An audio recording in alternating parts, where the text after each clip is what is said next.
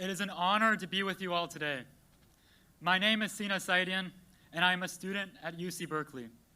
I have always been a proud supporter of the Iranian resistance, but going to school in the birthplace of the free speech movement has given me a new appreciation for the power of student movements. All across the globe, Iranians like myself are able to flourish as engineers, as doctors, as business people, or as artists. Yet in Iran, a country with such a rich history and culture of excellence, Iranian students are stifled and held back. For 40 years, young Iranians have watched their dreams wither away, as every ounce of hope for a better future has been stamped out by the mullahs. This is a regime that is so fearful of an independent population that it will do anything to imprison, to intimidate, and to kill the best and brightest of their society. Two of these young Iranians are Ali Younesi and Mir Hossein Moradi.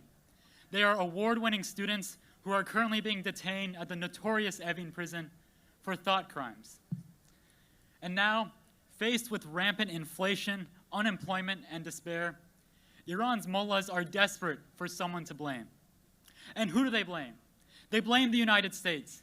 They blame sanctions. They even blame us, the Iranian opposition. But unfortunately for the regime, the Iranian people aren't falling for their lies anymore. In fact, when protesters take to the streets, one of their most common slogans is "Dushman ma haminjast, durugh megan Amrikas." Means our enemy is right here. The regime lies when they say it's America. Why is 80% of Iran's population living in poverty in a country that sits atop the second largest natural gas and oil reserves in the world? Sanctions aren't causing this economic failure. It's a regime which is filled with corruption and mismanagement at every level. While the regime's elites send their children to Western schools so they can live luxurious lives in America and in Europe, 25% of young Iranians graduate university unemployed. Why can't Iranians achieve in Iran what they can achieve in the diaspora? It's not America holding them back, it's the regime.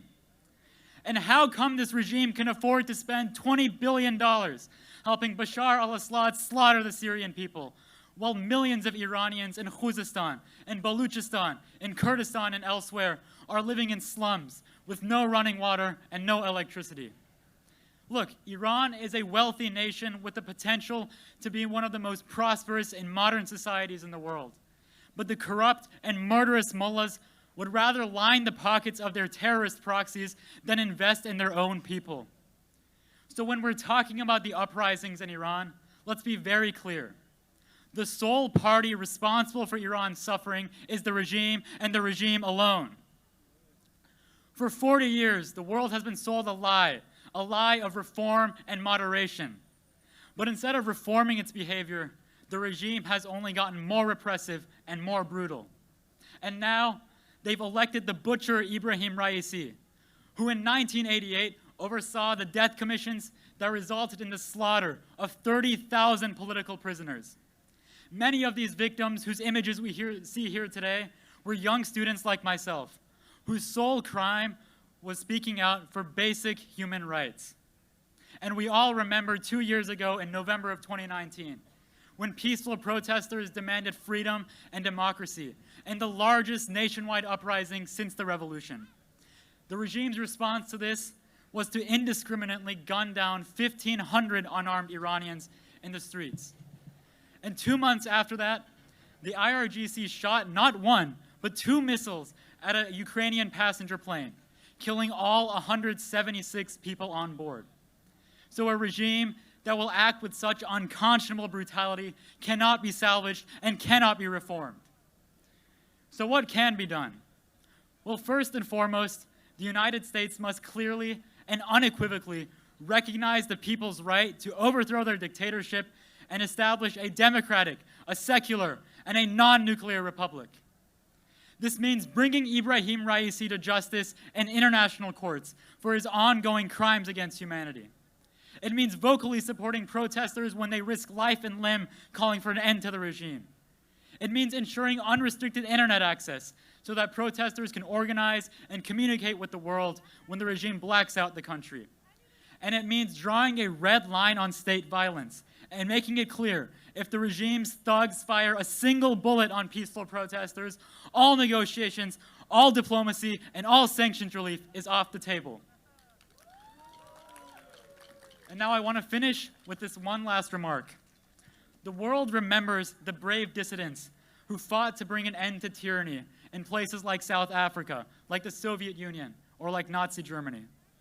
And like Senator Lieberman said before me, we look down shamefully upon folks like Neville Chamberlain who whitewashed, appeased, and enabled these regimes. Today, the world is faced with a similar choice.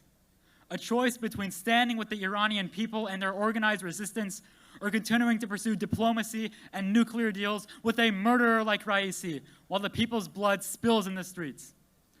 Now, all of us here today represent the largest organized resistance in Iran, a resistance which has stood the test of time against 4 decades of persecution.